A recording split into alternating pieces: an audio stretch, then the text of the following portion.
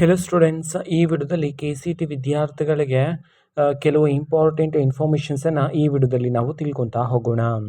ವಿಡಿಯೋವನ್ನು ಸ್ಟಾರ್ಟ್ ಮಾಡ್ತೀನಿ. ಅದಕ್ಕಿಂತ ಮೊದಲು ನೀವಿನ್ನು ನಮ್ಮ ಚಾನೆಲ್ಗೆ ಸಬ್ಸ್ಕ್ರೈಬ್ ಮಾಡದೇ ಇದ್ದರೆ ಈ ಕೂಡಲೇ ಚಾನೆಲ್ಗೆ ಸಬ್ಸ್ಕ್ರೈಬ್ ಮಾಡ್ಕೊಳ್ಳಿ ಮತ್ತು ಲೈಕ್ ಮಾಡಿ.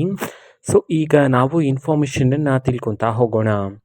ಸೊ ಹೌದು, ಈಗ KCET ವಿದ್ಯಾರ್ಥಿಗಳಿಗೆ ಅಫಿಷಿಯಲ್ ಆಗಿ ಈಗ ಅಪ್ಲಿಕೇಶನ್ ಹಾಕೋದಕ್ಕೆ ಅವಕಾಶವನ್ನು ನೀಡಲಾಗಿದೆ. ಸೊ ತುಂಬ ವಿದ್ಯಾರ್ಥಿಗಳು KCETಗೆ ಅಪ್ಲಿಕೇಶನನ್ನು ಹಾಕಿರ್ತೀರ, ಆದರೆ ಅದರಲ್ಲಿ ತುಂಬ ಪ್ರಾಬ್ಲಮ್ಸ್ಗಳನ್ನು ಸಹ ಫೇಸ್ ಮಾಡಲಾಗ್ತಿದೆ ಅಂತ ಹೇಳಿ ಈಗ ಮಾಹಿತಿಗಳಾದರೆ ಬರ್ತಿರ್ತಕ್ಕಂಥದ್ದು.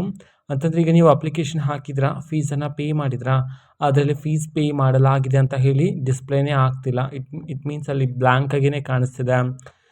ಜೊತೆಗೆ ನೀವು ಅಪ್ಲಿಕೇಶನ್ ಹಾಕಿದಾಗ ಕೊಟ್ಟಿರ್ತಕ್ಕಂಥ ಡೀಟೇಲ್ಸ್ಗಳು ಅಪ್ಲಿಕೇಶನ್ ಫಾರ್ಮಲ್ಲಿ ಡಿಸ್ಪ್ಲೇ ಆಗ್ತಿಲ್ಲ ಅಂತ ಹೇಳಿ ಕೆಲವು ಪ್ರಾಬ್ಲಮ್ಗಳು ಫೇಸ್ ಮಾಡ್ತಿದ್ದೀರಾ.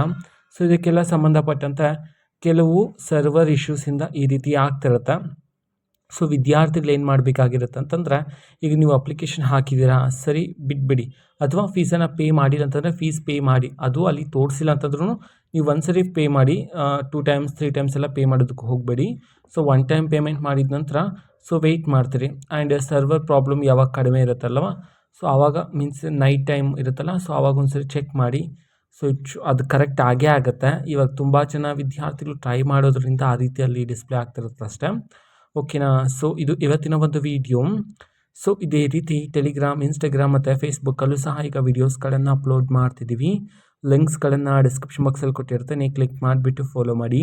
ಓಕೆನಾ? So thank you, bye.